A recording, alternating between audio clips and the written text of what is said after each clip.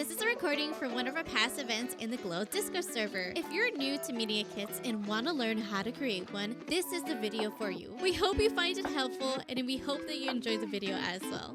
I would love for you guys to introduce yourselves, who you are, what you do, your channel, and all of that jazz. So on my channel, I am super variety. So I've only been streaming for about 4 months now. So I'm super new to it all, and I'm kind of figuring out what I really like to do over on my channel. So we do a bit of co-working, but I like to combine co-working with art because I'm a huge artist, always been a huge artist. But I do love I think definitely what I come back to is the gaming side. And particularly, I've really been falling in love with horror. And I know my entire vibe is like pink and cutesy colours. But I don't know what it is. I'm just falling in love with horror games. But yeah, I also like cozy games, first-person shooters and RPGs for sure. Where are my Dragon Age fans? Obsessed. I'm really into supporting charity, so I've done a couple of charity streams during these 4 months. During my work outside of stream, I work with game developers on increasing accessibility of their games. I'm Jules. My channel's Hi Jules, like HY. It's a reference to Hyrule, Zelda fans. My pronouns are she, her, but I've been streaming for has it been 2.5 years? It's been a bit. It's been a few years. I started off as mostly like an Animal Crossing Stardew Valley streamer, and that didn't really last very long. I don't know if y'all know Cozy Games, Kennedy. If you're not, then you should. She's fabulous. She's actually probably the person who like inspired me to start streaming in general. I just loved her taking up space in the gaming universe as like a femme person who was unapologetically, doing her own thing outside of just like FPS shooters and like what I think a lot of people would traditionally call gaming. But I started more with cozy games because of her influence. And then I realized that I'm not the coziest person in the world. So I got a little bored. I am a little neurospicy, and so I can't really stick to games, the same games for too long. I get really burnt out, and I love story. And so I ended up transitioning to Zelda. I had never played a Zelda game before. And I was really scared of like combat and adventure, but my first Zelda game was Breath of the Wild, and that kind of like changed the trajectory of like everything in my streaming life and career. I met a lot of really cool people. I kind of found like some agency within like myself of like what I was capable of outside of just like cozier games. I liked the chaos of it. And then I got into grad school, so I ended up doing a lot of co-working. When I had first started streaming, I tried a little bit of co-working, but like I had no idea what I was doing. I was like streaming to no one, and I was just working by myself in my kitchen. It was like really awkward. But once I started grad school, I was like, okay, I actually need to work or else I can't survive on Twitch anymore. It was really like it's either grad school or Twitch, but I wanted to combine them. So I started co-working and kind of blending in my Zelda content within that. So since then, it's been really, really cool. Not much has changed. The games have, but the genre, I feel like, hasn't really. It's been really cool doing variety and having people kind of know, like, the studious academic side of me. I just got my Master's of Science in Environmental Justice and Urban Planning. But I also am very much for normalizing, like, science and work as like not just like your only personality, like even if you work a 9 to 5, you can still stream and that you're still a fun person. But yeah, and I guess that's a little about me. I have 2 cats. That's it. That's the only other big thing, I guess. The next question I want to ask is, what inspired you both to start creating content, whether that's gaming, co-working, etc., and how did your brand evolve over time? Sure. I kind of accidentally hit on this a little bit with like my intro, but I can expand a little bit on it without trying to take too much time.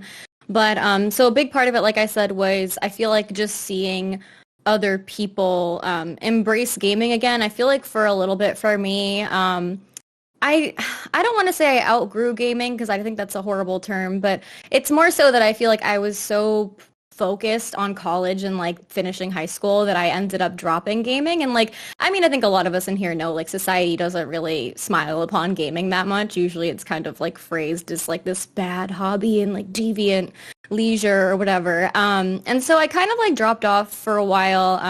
I found Cozy Games, Kennedy. during like COVID times, or I guess when COVID was peak. COVID is still around, but in 2020. And that's when I kind of embraced gaming again. And I had never thought about doing content, but I just figured like, why not? It would be fun to connect with like other people because I was lonely. And yeah, like I said, I started with cozy games and transitioned because I realized that wasn't really who I was. And with that came like a whole rebrand thing. I haven't always been Hydrules, and my colors and my things have like my emotes, all sorts of things have like changed like since when I first began. So one of the big things I want to say like when it comes to media kits in general, which we'll cover more later, is just like be okay that like you're going to change and like that life in general will have you preferring different things or your interests will change. Because I was so scared of like leaving cozy games or my old brand, but it was like the best thing that ever happened to me. So that's a little bit about me, but go ahead, Cora. Thank you. So actually, I've been on Twitch for a while, but really the only person a couple of years ago that I ever used to watch on Twitch was Doja Cat on her GTA playthroughs That is of her, amazing. of her doing dumb stuff on GTA. That was all I used to watch. And then one of my friends started, my partner used to stream, and then one of my friends used to stream and then got back to streaming and needed mods. So I offered, and I was like, I'd be happy to learn and like support. So that's how I started spending more time on Twitch and then getting to know more people. And then eventually I was like, this is actually really fun. I would love to get involved in this. And I think when I first started streaming, I wasn't fully certain whether or not it was going to like stick. But then I would say mostly because of the great reception that I've had, and the people that I've met and the friends that I've made, it's really confirmed in me that this is like, it resonates with me with the creating content and, sharing joy through gaming and being able to support or help comfort people throughout their day. In terms of brand evolving, I think because I'm really new, I've not had the opportunity to see that yet. However, I am currently in the process of like grabbing more emotes and building out my like Discord or like whatever, like developing stuff. So I've not had the chance yet, but I do agree with Jules that you need to give yourself the space and the grace to be able to say, I really appreciate this era of my life, but I think now it's time to move past that and see what else I could become. So I'm interested to see if that'll happen down the line and how that'll happen in the future. No, listen, because the amount of money I spent on my old emotes thinking like, these are the ones. And then I was like, never mind. And then I spent more money on more emotes. I was like, that's the one really bad part about a rebrand. I'm not going to lie to y'all. Try and make sure that your emotes span across whatever you're going to do, because I think I had Piplup emotes at one point. And listen, I love Pokemon, but I don't really do that on my channel anymore. So. That's so valid. So valid. Yeah, I think it's so great that recognizing as a brand, just as a creator, it's so great to see an evolution, but also excited about, okay, what is next? Because I think we're always, as creators, thinking about what's the next thing, because everything is just ever changing in the content world, whether that is gaming or fashion or beauty or whatever, like things are changing. And I think that's like one thing every creator should know is like, be okay with change in your content. That's all right. That's all right. So thank you for sharing. My next question is, so why, and again, this is media brand kit centric with this workshop, like why is this important? Why is it important to have a media or brand kit? At least for me, I think that media kits initially, when I started, helped me a lot with networking and just trying to find my people. Like at first when I was new, with stream. I feel like media kits were more for that than like somebody work with me because I had no idea what I was doing. So a big part of it was trying to use it as a way to be like, here, this is what I'm about. Like who else is about this stuff? And like, how can I get to know other people? One thing I didn't mention, but maybe was inferred, was I actually was never a viewer on Twitch before I started creating, which I feel like was a really weird way to go about like getting into Twitch. I feel like a lot of people went from like viewer or like mod to like streamer, and I just kind of like ran into Twitch for some reason. And so, yeah, I guess for me, it was more to find people. And then once I kind of got the reins and figured out like what Twitch was and like what I wanted it to be for me, even though it changed later again, was for like, you know, trying to find people who aligned that were kind of more at an organizational level, whether that's like stream teams or like Twitch guilds. And then from that, moving into companies or opportunities or whatever else. For me personally, too, I started off as more of like a hobby, and now I do full-time content. So it changes a lot when you look at it that way, too, if you're doing it like for fun versus like when you're relying on Twitch for your income. And so there is a big importance of media kits. Like if it's like even like a side hustle, if you care anything about like the finances of it, but especially if it's your full-time content, to be able to actually find partnerships and everything, media kits do matter, and they do take a really hard look at them just to kind of get to know you. So that's kind of my take on them very briefly, but I'll let Cora chime in and add anything else too. Kind of similar. It was kind of my way of expressing to people that briefly, this is who I am, this is what I stand for, what I seek to achieve in the streaming space. This is what I've achieved so far. That is kind of how I see media kits as a whole. So what I've achieved so far would be like the analytics and the affiliations, and like the who you are would be like the little brief caption with the recently played. And it's a really simple way in just one image to say, this is me, we might work well together. For me, it was also a good way to find collaborations with other streamers as well.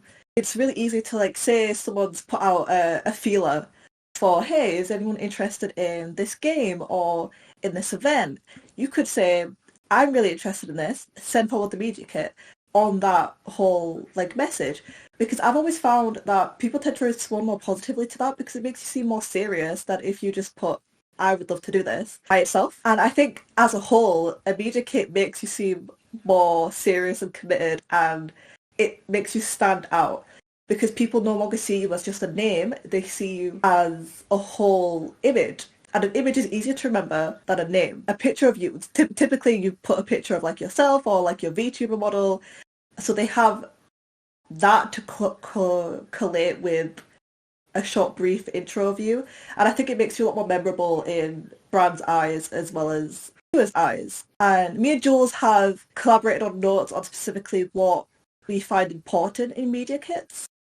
So we were talking about like how affiliations, we believe that like when brands look through the media kit, they're more likely to focus on the ones at the top. So we try to recommend that you keep the ones that most represent you as a person and what you most stand for at the top of your media kit. So you've got like Elgato and Udi and Logitech and like your stream teams. So it's easy for someone to just look down and be like, okay, this is who they've worked with. Oh, those are pretty good. We can see where we'd fit in with that. Move from that point onwards. And then I believe that Jules could chime in with some of the other stuff we came up with. Yeah. So we'll end up sharing. So I'm like really type A. So I was like, Cora, do you want to make a whole Google Doc with me? But I want to chime in on something you said that I think matters too. And I didn't really notice this until after I was making multiple media kits because I've just been streaming for a while. So like I have like my very first media kit like still in like my Canva thing. I just always like, it's just like a list down. I think it's also cool to see and refer to when you're looking at like your growth as well. Something I didn't really like consider too much until like really the last couple months, mostly because of TwitchCon. If y'all know Kiwi on the Sticks, Kiwi was talking about this at a panel. She's also lovely and fabulous, so also check her out. She's really cool and a Twitch ambassador. So she was talking about how you can kind of like track your growth and you should be kind of keeping these things to also like learn from yourself and just kind of where you've come from to see your overall impact and like what you can kind of do better. And one of those things being a media kit. Like looking back at my first media kit versus now, like it's kind of cool to see like what areas grew and like where things may need improvements, like your strengths and weaknesses in a way. So that was really cool. But yes, for like the overall structure of media kits, is it okay if I throw this Google link in the chat, Julie? Oh, absolutely. Anything. Okay. Links. So, you can even share your screen if you want to. Whatever okay. you feel comfortable. Yeah, so feel free to keep that. I think hopefully it works. Let me know if it's like you have no access and then I'm gonna like lose it, but hopefully it works. But we basically created basic tips for media kits, with emphasizing your biography about yourself. So like, who are you? What are your values? Like, what type of content do you do? Overall, trying to sum up a little bit about you. I'm always the type of person that's like, if you like identify with something and it's important to you, like let people know, especially to find other like-minded people. Me personally, I feel like a thing that I had to learn early on was like not to tolerate people in my community that I didn't want in my community. And especially as like a bisexual and Latin person, there are people that may not, be super happy with my existence, and those people don't deserve my time. So also kind of adding those things to find like-minded individuals and or brands that are also willing to work with you as like your identity. Also what you're kind of about, like we said, your overall like niche or content. As someone who is a variety streamer, and it's like two other sides, like co-working and RPG stuff can be very polarizing, I guess. But my big thing is for variety content, if you have it on your media kit, is to you can just try and like talk about what you're currently doing, because sometimes we stay in our niches. Like I'm very RPG co-working, and that's probably how I'll always be. But I know variety streamers that do a new thing every few months, so I just try and keep it as updated as possible. Say it louder. Sorry, I just saw Nicole's message. That was funny. So a little bit about your short biography. There's like previous collaborations and your connections. Cora mentioned, having them stand out. I am personally on several stream teams, like I think more than 5 at this point. So I usually will just like refer to them if I have like a second sheet on a media kit. Right now I'm prioritizing more like the guilds or things that I'm more active in at the moment. So like if you're in a creator club or a guild, I think those look really good. I mean, obviously I think like a Twitch stamp of approval looks really, really good. If you haven't applied to those, feel free to.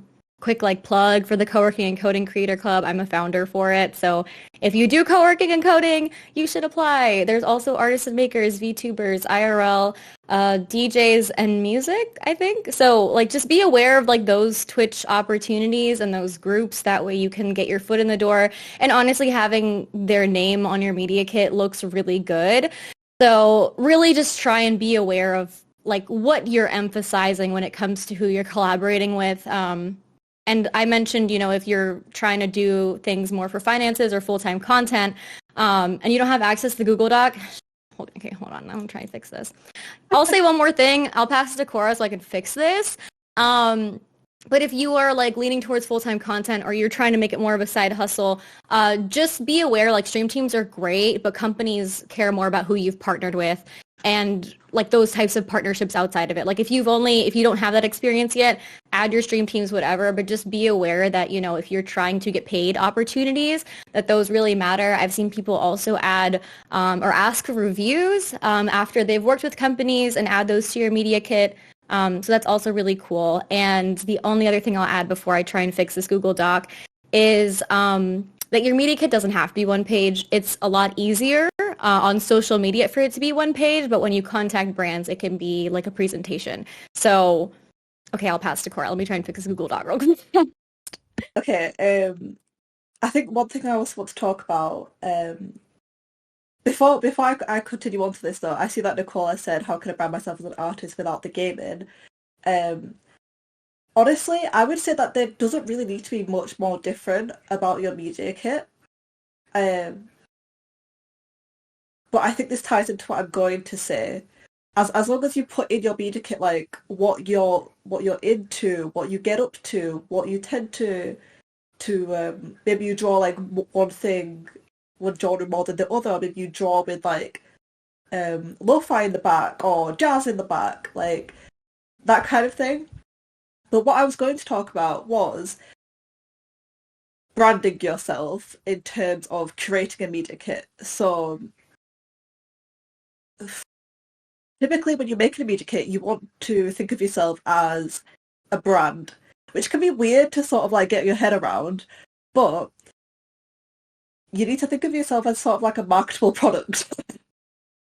So if you put yourself down as like your interests, like maybe you have like a favorite color, you could think of yourself like that, or like a theme or a mascot. So for my stream particularly, it's cats, pinks, purples, and like the sky and celestial things. So we kind of put all of that into one, and that is kind of how I branded myself. So even if you don't have a particular niche, so for example, like Nicole said, she's going straight into art. If you're a super variety streamer and you don't have a particular niche, that is okay if you still think of how to make your media kit recognizable for you, and to show your personality in your media kit. So you want to market your personality and your interests over your niche, and then that will allow people to connect with you. And also for Nicole, I was just thinking that if you branding is also to do with social media. So if you post on your social media your media kit along with teasing what you're covering in your streams as like a little like this is what you could see, and like teasing if you'll be covering certain specific topics like shading or acrylic in your current month. That is if you it kind of serves as like a sneak peek, but then also draws viewers in to tell them what you'll be up to in the next month, and it could be like that way how you brand yourself. So yeah, I will pass that back. I think I was rambling a little bit. We covered a lot. I don't know, Julie, do you want to reel us Yeah. in a little bit?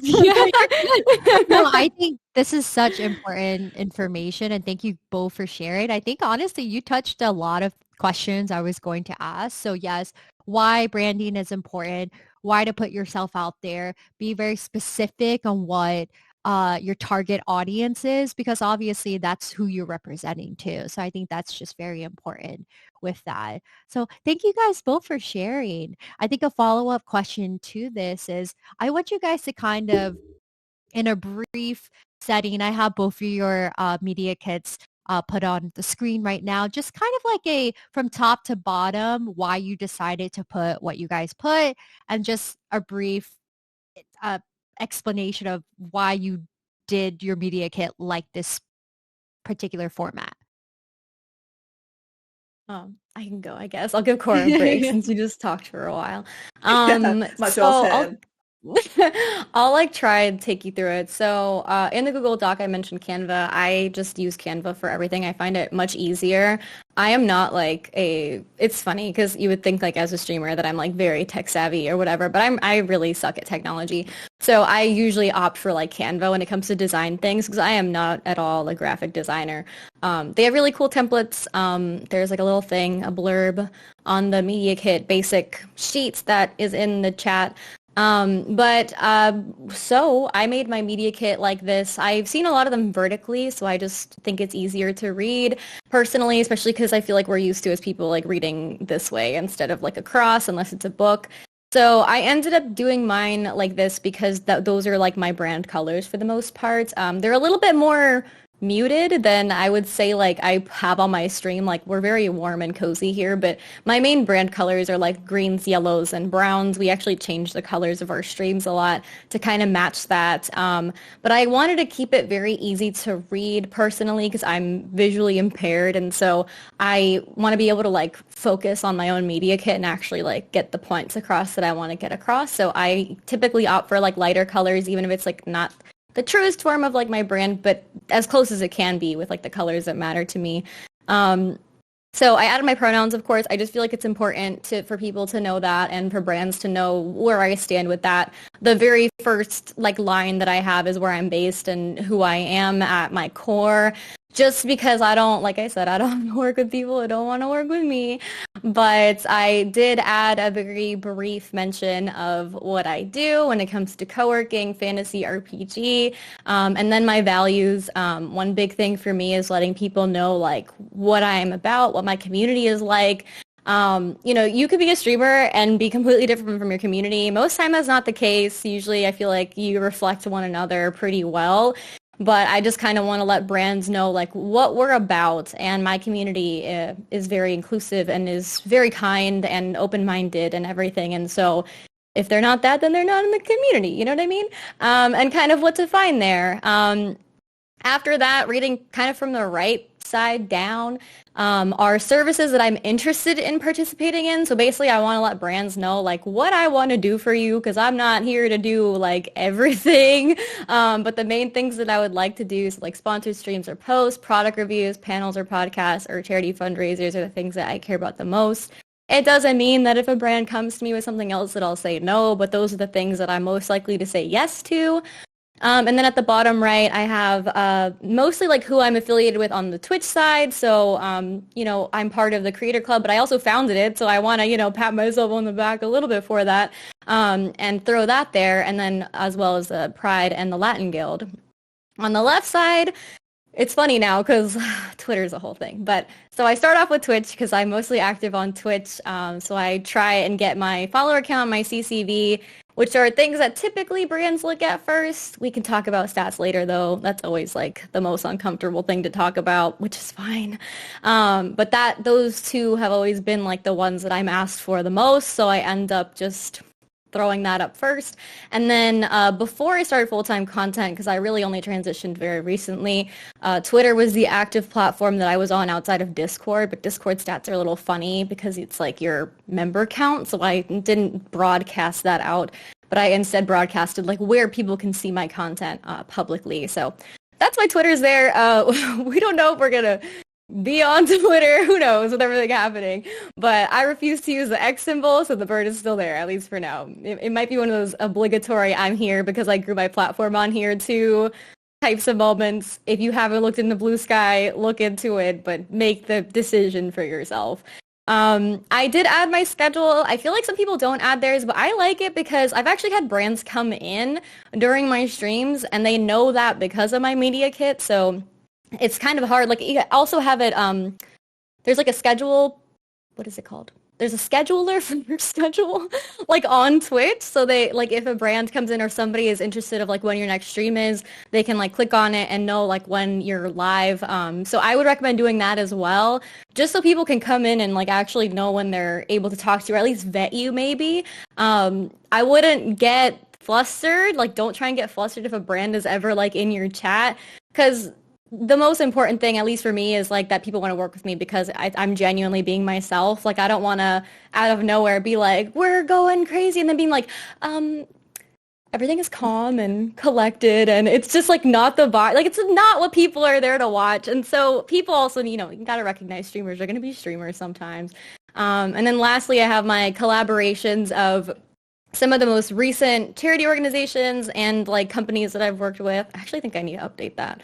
And then at the bottom, just like my contact and socials links. And I feel like that for me captures it mostly. Usually if I have brands reach out to me, they'll ask for like more metrics or like a little bit else, but nothing that isn't already really found on here. And that's usually for like payment purposes or like rates or whatever. I haven't had anyone be like, you should have added this to your media kit. So I used to have games played, but I'm a little messy, so I don't add those anymore because I'm indecisive. But that's my media kit. Cora, go ahead.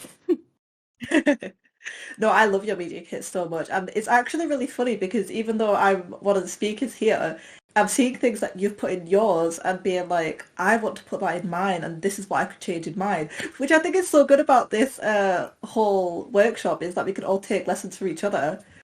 Um, so for my media kit, I wanted to start off with up here it specifically says Twitch affiliate content creator because most of my content is specifically on Twitch. So I wanted to highlight that and that will draw most of the attention over there. So if you see that like when it comes to listing my analytics and everything, it starts off with Twitch. And then there's a little photo of me with my branded iPicture Cora in the background. And then it comes a little bit down to a sort of blurb is what I kind of like to frame it as. It's a blurb of you if I was to like describe myself as a book.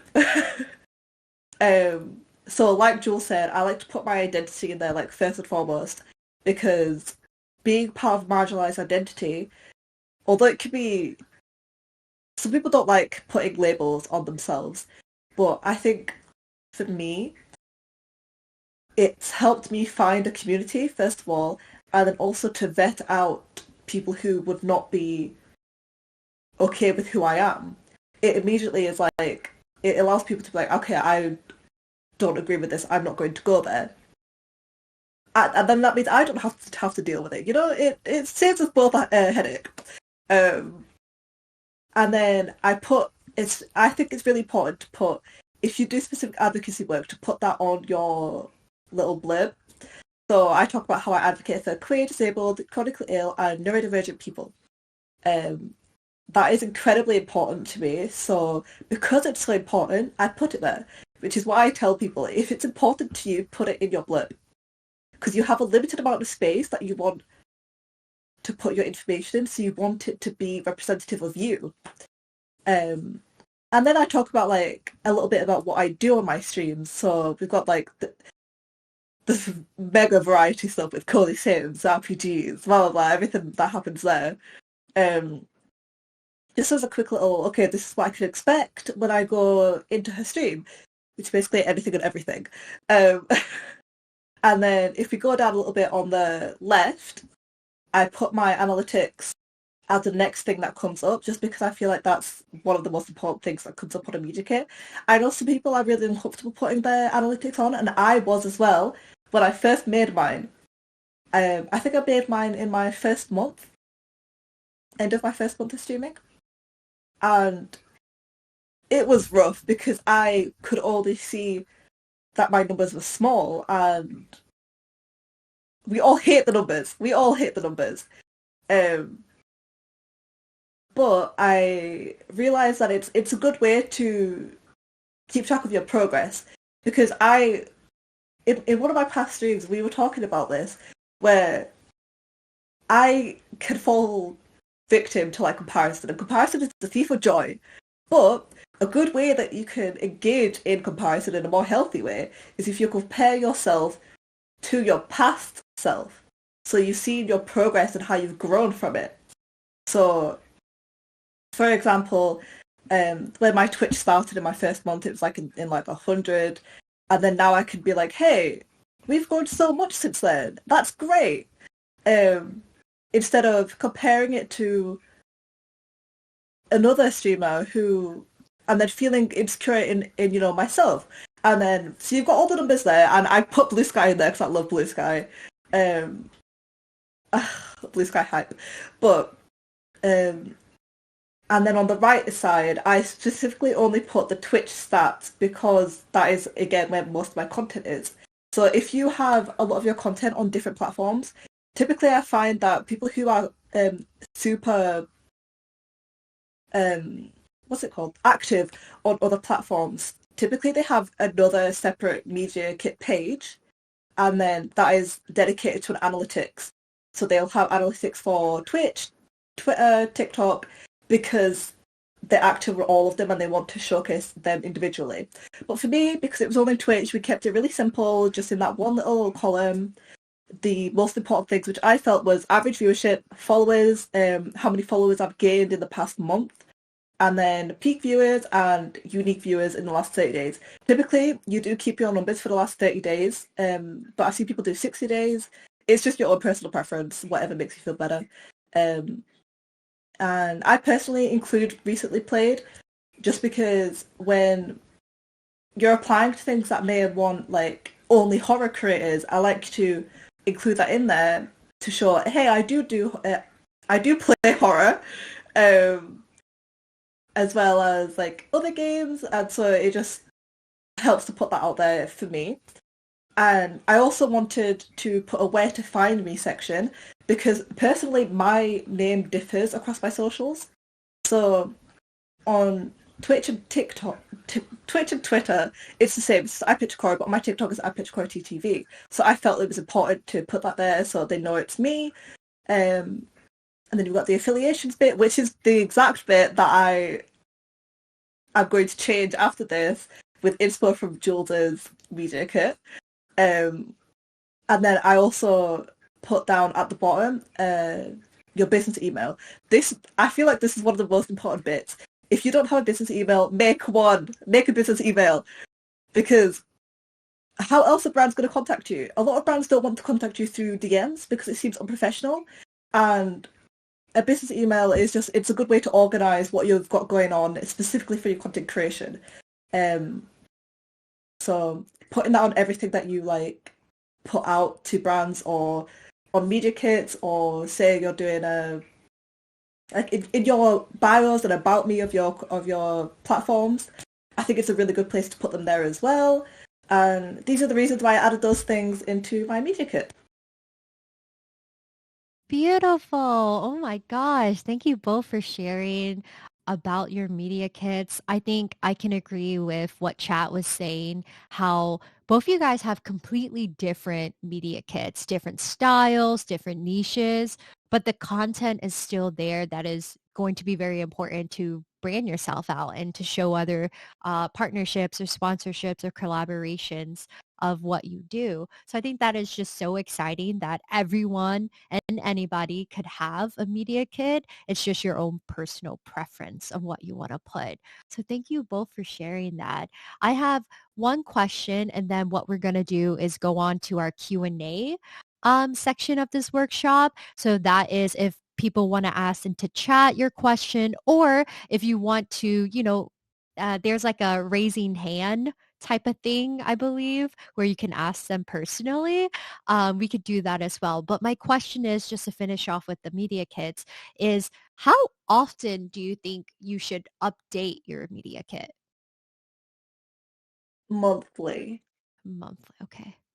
I look at mine pretty monthly as well. That, or if things stay relatively the same, I might not, but because things tend to change, I usually do it monthly too. I am very much of like the more updated the better, because you don't want to accidentally like lose an opportunity or something because like you didn't track like one whatever metric or something that a brand might be interested in. The only thing I'll say that I just want to like echo again that Cora said is make a business email. Okay, that's it. Beautiful. Okay. Well, thank you guys for both sharing. Yeah, I do agree. Monthly is definitely something because your content will forever be changing, and then more viewerships, more people. You just want to keep up with those analytics. So I do agree. Monthly is definitely the best bet for your media kit. Okay. So we are going to go on to our Q&A section of the workshop. So if anybody has any questions, please feel free to post them in chat. We can ask these questions out loud, or what you can do is you can actually get invited up to the top where you can ask your question with your camera on, with your mic, or however you feel most comfortable. So if you want to raise your hand, we'll take this moment. I don't know if it's at the top or bottom. I have no idea. But yeah, we'll invite you to chat and ask your question. Okay, we have one person so far. Here we go. Okay. Hi, Kat. Hello. Okay. Hi, y'all. Thank y'all so much for presenting y'all's media kits. Honestly, so inspiring.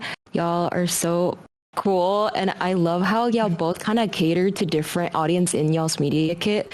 So I feel like that kind of is so like relevant, which is great. Anyway, my question is, have y'all ever put like added like a link to little sections in your media kit so that when you send it as like a PDF, people could like click on certain areas of it? Because I recently did that and I kind of like it, but I guess I just wanted to hear your thoughts on it. If you like, because you could do that on Canva, but yeah, I wanted to know if y'all ever tried that before, and if so, do y'all recommend it, or do y'all think that's like a cool thing to add to your media kit? I think it's cool. I've never personally done it, but I think it's because I have a website and like I'll do like I know some people do have like beacons or Linktree that are pretty easy to set up. I think it's cool though, especially if you're doing it for a PDF or like for a brand specifically. I think the more the better, honestly. I've never done that because social media usually, so I don't really like the alt text is all you get, so you can't really click on anything. But I will usually link like my Linktree or my website or whatever. Like when you make your social media post, basically, because I urge you all, like there's so much that we haven't even covered, which is why we made the Google Doc, honestly. But one thing in there is like once you're done with your media kit, you want to distribute it and you want people to see it, obviously, or else like what was the point? So one big thing about that is when you do make your initial post or like share for your media kit to like if you can't have like a PDF link, which that's really cool. So do that in business emails, but in social media posts and stuff, add like your website or your beacons or your Linktree, like add those links that you weren't able to before. I do it like that because I usually spread them on social media. I haven't sent them in a PDF or anything like that to brands, but that's pretty cool. So I like it. I support it. Heck yeah. Yeah, I think that's so cool. I think one thing that I would say about it is if you include the link, I would say to be sure to include a little bit about what might be in the link, just in case, because they shouldn't be like this, but some brands are lazy and they're not gonna go through the effort of like clicking through links, and they kind of they might want to just skim through. So if you still have like content just on the PDF media kit just in and of itself, then you can still cater towards like the ones who might be a bit more busy and don't have time to go through clicking links, Right. as well as catering to those who are like, I like the look of this, I want to find out more about them, and then who want to go click through the link. So, but I think it's a really good idea to utilize, because there's not a lot of space in like one little like image. Right. It's a really good idea to utilize the limited space. I like that. Awesome. Well, thank y'all. And then I'd love to hear, this is not really a question, but more about how do you look for certain analytics. But I'll go ahead and leave. But thank y'all. Bye. Thank you. Bye. Thanks, Kat. We do have another person, and then we can head back to those questions and also questions in the chat as well. So we have Ali coming in.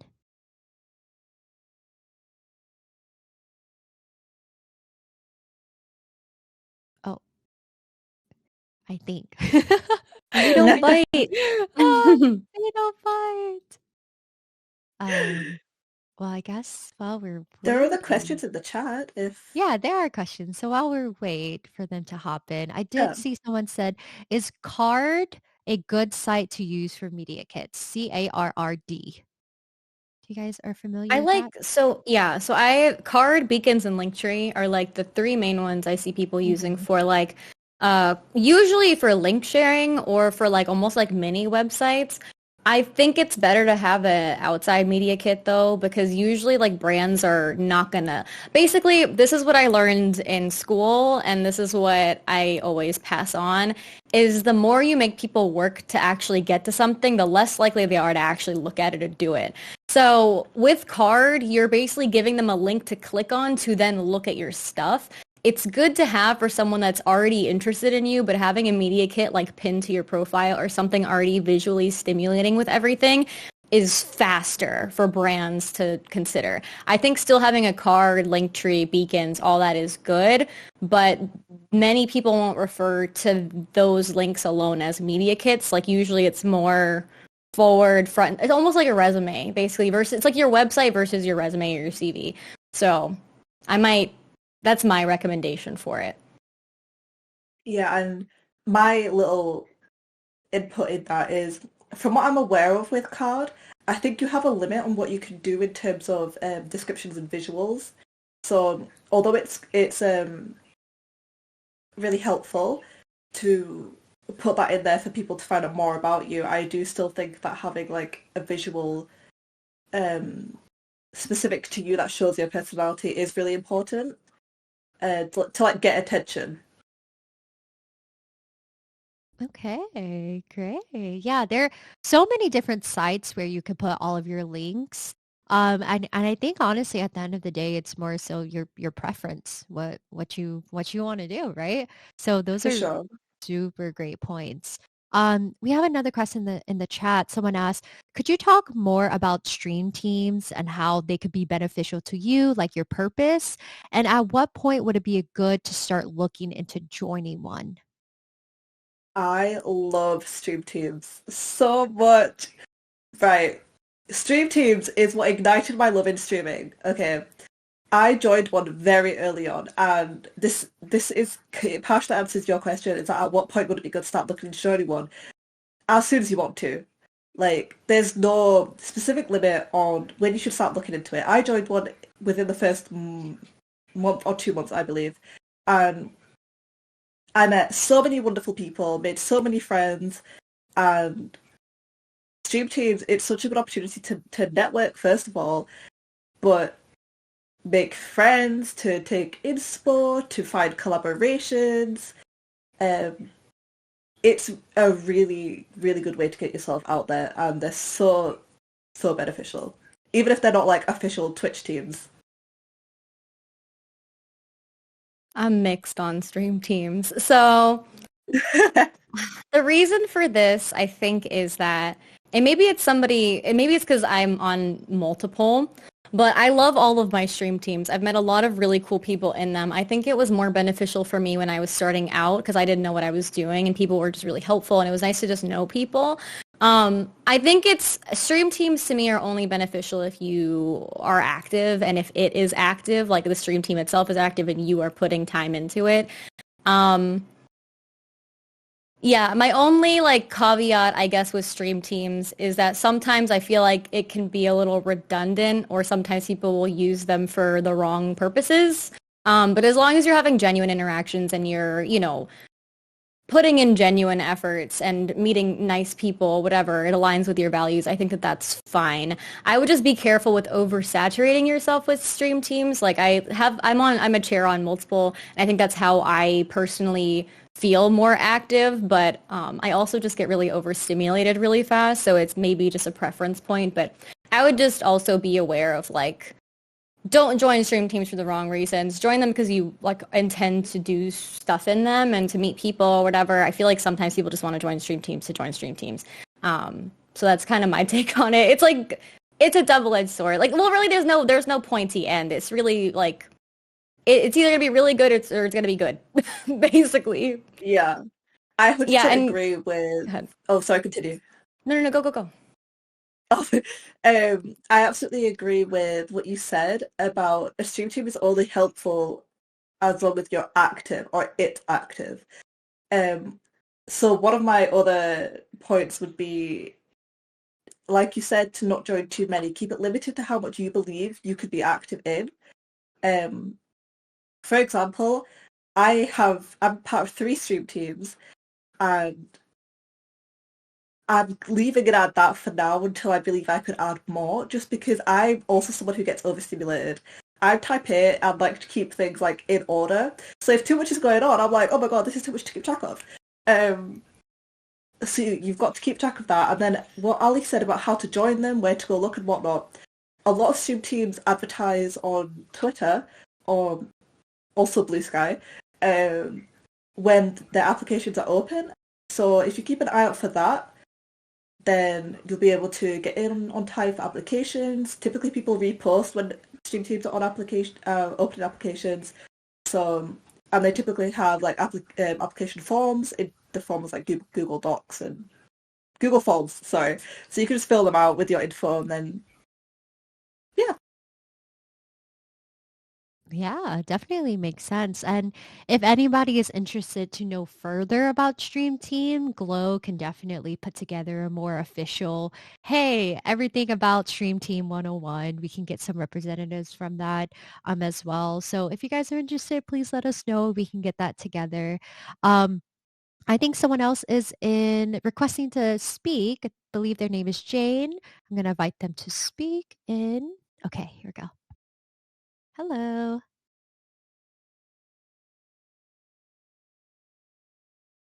Hi, Jane. I don't know if you're speaking, but if you are, you might be muted. If not, I we'll think wait on you. I think Discord has an issue with people today. No! Discord's being mean. I know. Voice Oh, your meeting. voice meter's closed. It happens. It happens. Were you silent or were you silenced? They said in the chat, how important is synergy between a media kit and your overall theme of your stream/panels below your Twitch? I would probably want to show off my media kit anytime I get a raid/ on my Discord server, so I feel it would be important. Thank you for asking, Jane. I think it should match up pretty well. I don't think you need to have like your background is green if your media kit is green, whatever. But as long as like everything else, like on Twitch, like maybe like your emotes, like if you have a green media kit, for example, and you are like a gardener, you're like all about like cozy cottagecore, foresty fairy vibes, then I should be able to see that throughout like your overlays, your emotes, your like overall about me section and in your media kit. If your media kit's like Dracula and dark and creepy and then like on stream like there's none of that and it doesn't match at all, I think it's going to be really hard to like find more opportunities. If y'all know Sweet X Sage, who's also the leader of the Pride Guild, one of the biggest things they told me was that they've gotten a lot of opportunities mostly just from their branding alone because of how consistent it was and how clean it was. And so I would just follow that advice too and try and keep it all like in a good synergy. Like I said, you don't have to have everything be exact, but when people like look at you, know you, that's kind of the vibe they get.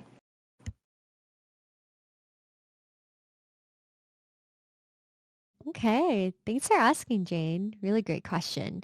I'm going to take a couple more questions next, and then we're going to finish this off. But I do believe someone did ask, and we'll get to the analytics one. Maybe that'll be like our finishing question of the night. But someone did ask, as someone who doesn't have any collabs or affiliations, would there be something else I could put on there to get more attention instead? So when it comes to collabs and affiliations, first of all, before we get into that, I would like to say that you can also reach out to brands. You don't have to wait for them to contact you. I absolutely recommend, it's scary. The rejection is scary, I know, but just like cold email it out to them, cold call in, and be like, hey, I really like your brand. This is what I would like to do with you. This is kind of what I'm all about. So I definitely recommend that. But when it comes to adding something else there, you can add anything that you think is important about your stream. Sorry, my cat is like stepping all over my laptop. Um, anything that you feel is important to your streams. So, for example, there was a part of my early media kit that was I think what it was now. It was, I believe, specifically about my brain's gone empty. I think it was specifically about what I tended to engage with outside of streaming. So more, I made my about me bigger.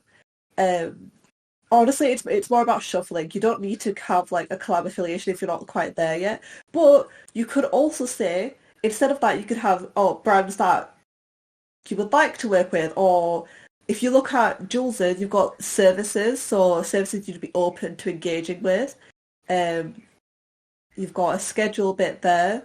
So you can figure out a lot of different things that you could put into there to replace that slot, and then I would recommend then reaching out to brands yourself to get that ball rolling in that way, so then you can add that eventually into your media kit. Yeah, to add on that, like when I was first like starting streaming and like trying to figure out my media kit, to be fair, like you can make your media kit now. It doesn't matter. I waited a little bit till I kind of like was in the space for a little longer so that I could kind of like figure out what I wanted to add to. One thing to do is no matter the size creator you are, you can always work with charities and do fundraisers. And so one thing I would do a lot, and I still do, is my charity work. On or off stream of like who I've worked with, what community organizations I've, that I'm willing to share. Like don't dox yourself, please. But that's one thing you can add. A lot of streamers that I know, like myself included, have, things that we're able to promote. So like, for example, if y'all know Nimbly, sorry, I'm like shouting at all my friends now because they're all fabulous as well. And you have much to learn from them too. So she has a certification in trauma-informed, I believe, therapy. So that's something that she adds to a lot of the things she talks about because she's able to do that. And that's also a big part of what her stream is as well. She's soft-spoken and she's able to speak on some of those issues.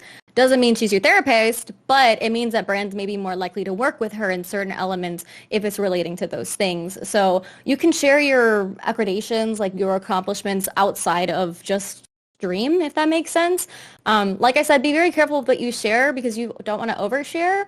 But like I don't add this on my media kit, but like if you have like a degree or like if you, have like especially if you get like a communications degree or if you are, have some sort of thing in like media production, whatever, like you should add that to your media kit, honestly. If there's nothing else for you to add, like that's still really valuable. And honestly, brands are going to want to work with you if they know that you are able to produce cool videos or photography or whatever else for them as well. So outside of just stream, consider that other things that you're good at, like skills, whatever else like you would have on your resume. Just be careful with like oversharing, you know what I mean? But that's, I think, one more thing to add on top of what Cora recommended. Yeah, those are definitely great points just to add on your media kit. So I could definitely add on just with any media kit. I agree with Jules. Like it's your resume. It's your content resume. So you can choose and pick what you want to put on your quote unquote resume. And then that's what you want to show out to these brands and these sponsors. I think what I can add on too is like you could put personal projects, things that you've worked on yourself. You could put, and I know a lot of us have Etsy friends and artists.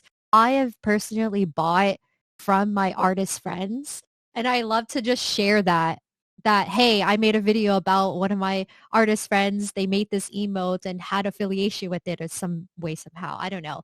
But you could definitely add all of those things. And then last thing I would say, and this is for everybody in Glow, you could put Glow on your media kit. We encourage that. You are a member here. You are a content creator. If you want to put Glow on your media kit, please do. We will always support you in your goals and your aspirations. So please do that. All right. We do have another request here from Oopsie. I'm going to add them in. I think there's one in chat as well for after okay. Oopsie. Just I want to make sure we talk about analytics at some point. Yeah, just absolutely. Reminding. Mm-hmm. Hello. I think you guys already kind of talked about this like whenever you guys just spoke. But for those that have a really hard time figuring out like their branding identity and how to even approach that, do you guys have any tips or advice to give to people that are struggling with that, especially like maybe if they're starting out or if they just they just have a hard time with that? I don't know if you want to go first or not. I can. Go ahead.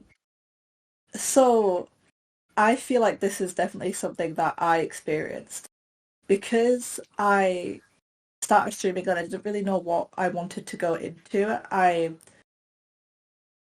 went into variety and I'm still at that variety stage because 4 months in I'm still like, I have no idea what I want to niche myself into. And I feel like I see a lot of streamers niching themselves, and I'm like, I don't know. I'm so indecisive. I want to do everything. So then when it came to branding myself, it was hard because there wasn't one specific thing that I could like grasp onto. So instead, my focus was on showing my personality. That was what I clung onto, was how can I instead put my personality as the brand. So in this case, it was the pink, it was the clouds and the stars and the moon, because I'm really into like celestial objects, um and I'm also, my stream overlays include cats. So it was that kind of way that I was able to be like, this is me, without showing that I was so lost and confused about everything, you know? I'll add to that. And maybe I'll like accidentally pivot into like a whole other realm of conversations, but for me, you're always going to kind of change as a person a little bit, but your core values and who you are at your core will likely not be as all over the place. So my big thing is, if you know that you may change in the future because of just preference or whatever, try and stick to the things that make you you and that you know are you and that are probably the most like solid parts of you. And that could be colors, that could be a name, that could be the games that you play. Like if you know you like are a horror person and you will never ever stop loving horror, then like go for it, you know? I am very much more towards the personality stuff like Cora said, because I am indecisive about games. But some people aren't. Some people are like okay with one niche forever and ever and ever, and they're happy, and that's fine.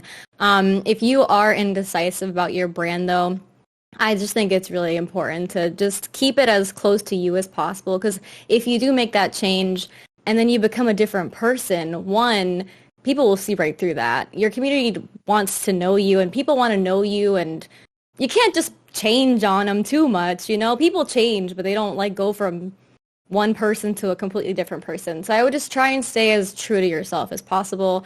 Where I might kind of be in my soapbox or go on a tangent on is mostly towards, I forgot what exactly it is that Cora said, but when it comes to growth, it's really easy to stick to a niche. So for example, I started cozy gaming because I kind of was like, I think this is what I want to do, and I was into it for a little bit. And then when I was going to change outside of cozy gaming, I was scared I was going to lose like everybody in my community, because it does kind of help if you stay in your niche to like hit partner or to grow or whatever. Like some of the most successful streamers do the same thing over and over again, and that's totally fine because that's what they want to do. If you're a variety person though, I'm speaking to you as a variety person, the easiest way that you're going to find growth and it be true to you and who you are as like an indecisive person is if you're just like honest with all of the changes that you make, and to not cave into that type of mindset. It's totally fine if you do, but I've seen a lot of people also kind of fit a niche because they want to hit a goal, and then once they hit their goal, they're like, now I can be who I really want to be, and then they lose their audience because they were never who they wanted to be first. And that stinks because you hit this milestone and then you kind of have to start all over again. So my big thing as somebody who has been able to see growth and variety is to also just like, that's why I like really emphasize like be as close as you can be like on Twitch, because even if you're all over the place, people are going to know you for being all over the place, and they should love you for being all over the place, you know? So I will say that's probably my biggest advice, is try and stick with the core things, you know, that make you you. Colors, changing, whatever isn't important, but switching up too much on your audience with your personality or your games is gonna be more of like where you struggle if you try and like pigeonhole yourself. So that's kind of my advice for overall branding. And just in general, it's going to take a bit.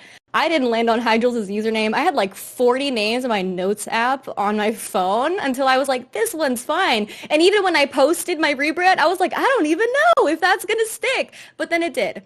So it's never going to probably feel super correct or right, but you can get closer and closer the longer you spend time with it. You don't need to figure out your whole brand immediately to like play around with it, make fake media kits, like just see what things are like, and I think you'll be okay. Such great advice. I think with, your branding, again, just be true to yourself. Authenticity is what anyone would want to see, brands, audience, chat-wise. I mean, a prime example like Valkyrie, she was a Fortnite streamer, and then she was an Among Us streamer, and then she was a GTA. Like, her overall thing is she's a boss-ass bitch, and all of you guys are boss-ass bitches, all right? Like that, we love that, all right? So the overarching question I do know, and we can finish this off with, the analytics section. Okay, how do we do analytics? How do you find your analytics? Like what analytics do I put? And we can finish off this session with everything about analytics. Cora, do you want to start or? I would be happy to start. So when it comes to analytics, which again, they are scary, I would say that they're also kind of the most important part because it's kind of what brands and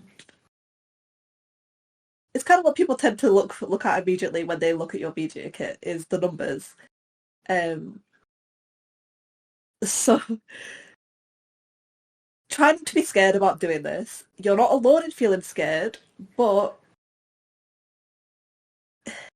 it's a part of your journey. That's how you need to look at it. It's part of you and it's part of your growth.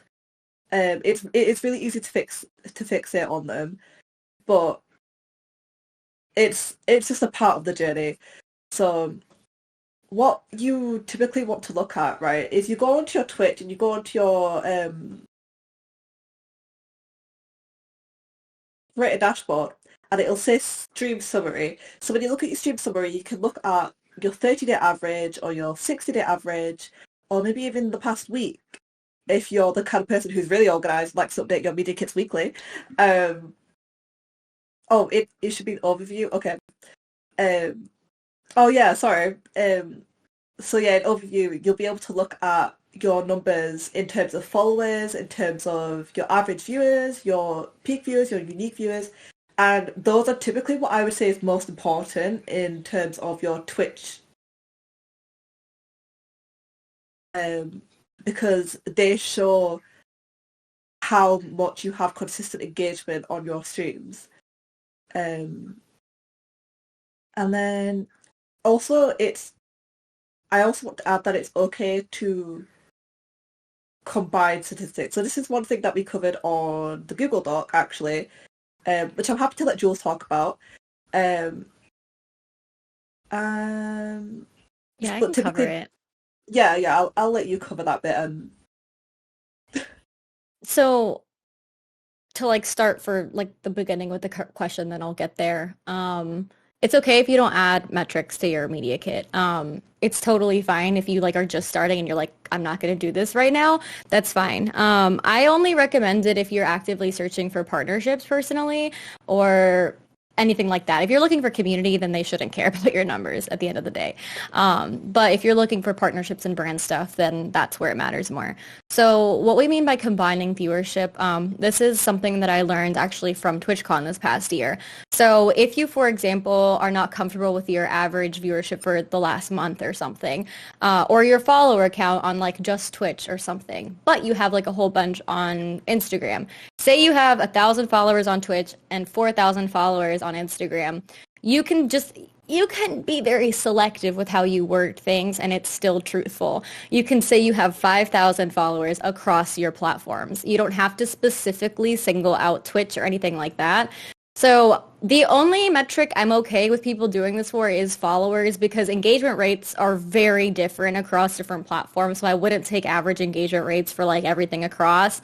And I have never interacted with the YouTube averages or whatever. I don't even think it works that way for YouTube. So the one thing that I would recommend is if you have followings like Twitter or whatever else, is to combine your follower number to make yourself just look a little bit more menacing because sometimes brands will just want to work with you based off numbers and that sucks. And that's just the reality though. Not every company will, but if you want to just look a little bit more impressive, you can also do that. There is a way, an overview on your dashboard. You usually, I think it automatically gives you 30-day overview. You can do 60-day. You can actually technically, I don't know if y'all do this, if you click on like the dates it gives you on your overview, you can actually select calendar dates to choose from, like from the first of the month, or if like a brand asks you for it, or in general, if you just want to get a little bit more specific. Because in general, looking at stats on Twitch is really frustrating because you're like, what is this date range? Because it always changes. And you can actually like manually go in and select like the first of the month or like when you started streaming, whatever, to this date to get it as accurate as possible. So I would also tinker around with that too. But yeah, stats in general, I think it's okay, like, to feel uncomfortable about it.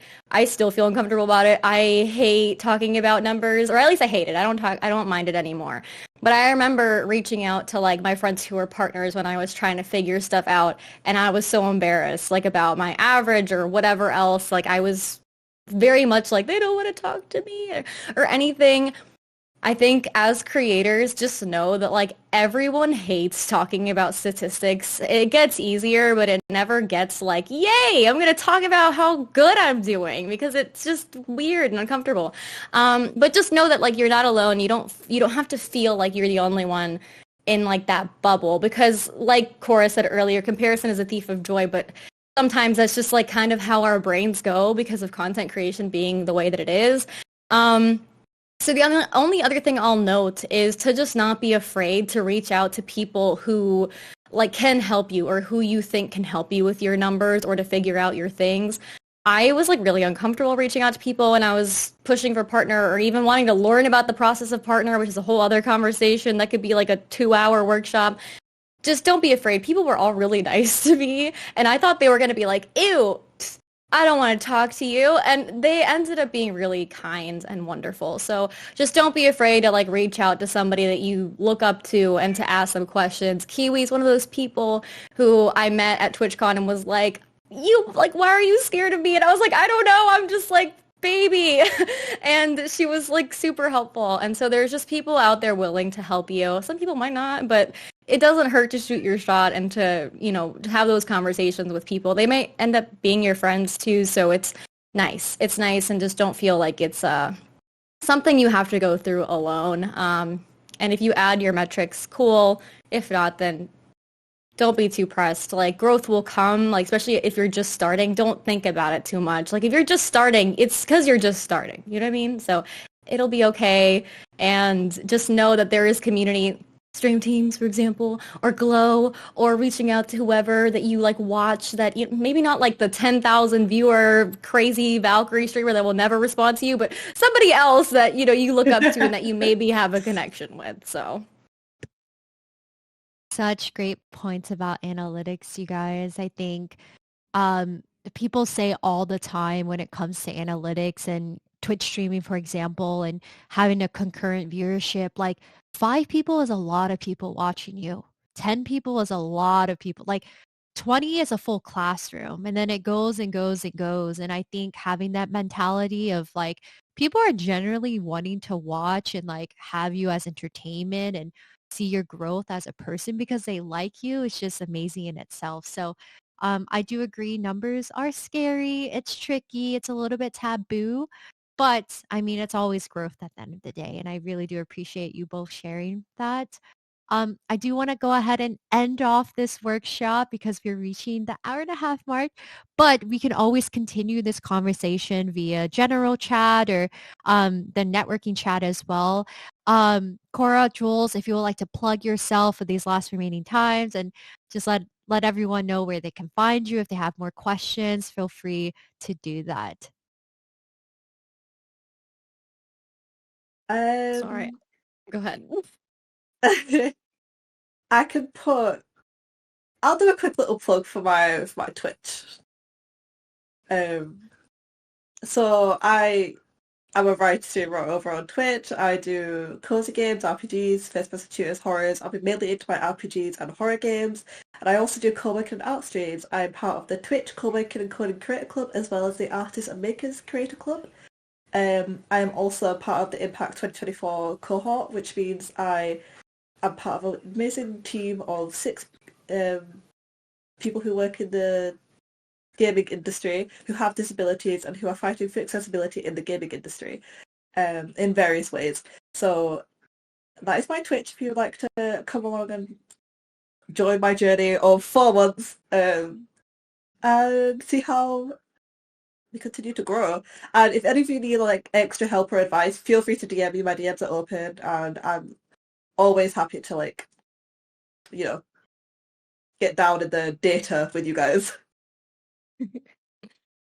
I guess I'll go next. I feel so awkward plugging myself always.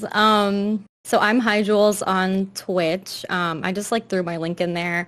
All my other links are like in my about section. So like if you want to join our Discord or like whatever, feel free to. We do have like a streamer help section in our Discord because I have a lot of content creators who are also in my community too. But I stream every Monday, Tuesday, Wednesday co-working, and then I do games on Fridays. I'm a founder for the Co-working and Coding Creator Club, so I am like very for you all asking questions or reaching out, especially if you're a part of the club there. Like, don't be afraid to reach out to me. We haven't really established like a mentorship program there, but I'm very much okay with like people asking me questions. Don't be intimidated by me. Some people tell me that they're like intimidated by me, and I'm like, I'm literally 5'2" and I'm tiny. Like, please don't be intimidated by me. I'm also in the Latin Guilds, and I'm a mentor in there, like an official mentor. So if you ever want like me personally to help you, you feel free to create a ticket if you're in the Latin Guilds. I'm also in the Pride Guild, but I'm not a mentor there. So you can like find me in both of those, but just know that like my services are available officially there. But really, I'm very open to like sharing anything with y'all. So just know like I'm very anti-gatekeeping. So feel free to reach out. I ask that if you reach out to me to have it be on Discord, socials, Discord or socials really, or my email if you want to be like formal. Just please don't Twitch whisper me. I never see those, and if I do, it's always weird people. So like, and not like weird positive, like weird negative creepos. So I never check my Twitch whispers. So if you ever contact me there, I will never see it. So just anywhere else, it would be great. But it was really nice having conversations with y'all. Feel free to keep the like media kit doc that we made and reference it because it has stuff there that, you know, we covered and stuff that we weren't able to cover. So Thank you both for sharing so much. This is such an informative workshop. Thank you, thank you, thank you.